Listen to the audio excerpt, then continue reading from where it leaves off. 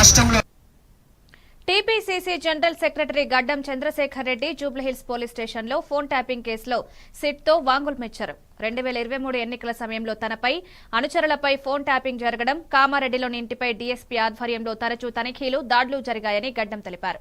ఈ చర్యలపై రాష్ట్ర ప్రభుత్వం సమగ్ర విచారణ చేయాలని డిమాండ్ చేశారు.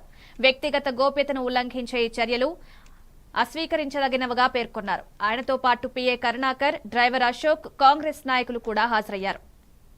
ఏసీపీ ఆఫీస్ నుంచి నాకు కాల్ రావడం జరిగింది.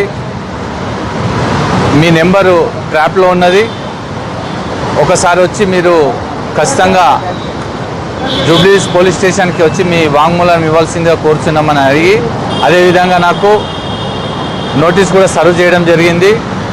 అందులో భాగంగానే ఈరోజు ఏసీపీ ఆఫీస్కి వచ్చాను. ఏసీపీ గారు క్లుప్తంగా ఎన్ని రోజులు ఫోన్ నుండి సిడిఆర్ డాటా తీశారు, ఎప్పుడెప్పటి నుంచి నా ఫోన్ ట్యాంపరింగ్ జరిగింది, గత ఎలక్షన్లో జరిగిన సిచ్యువేషన్స్ ఏవేవి మీకు అనుమానాస్పదంగా ఎదురయ్యాయనేటువంటిది నేను వివరించడం జరిగింది. ఏసీపీ గారు కూడా నాతోని పూర్తి వివరాలు కూడా సేకరించారు.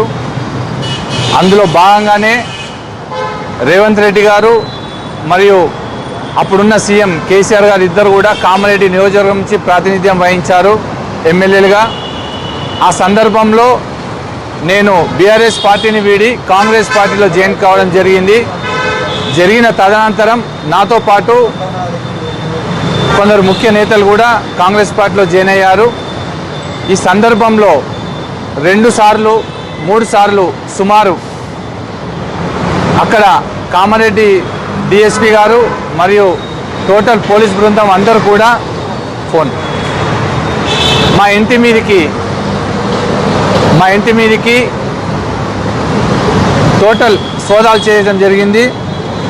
అందులో వాళ్ళకు ఎటువంటి ఎవిడెన్స్ కానీ డబ్బు కానీ ఏవి దొరకలేదు. ఇది వీడియో రికార్డింగ్.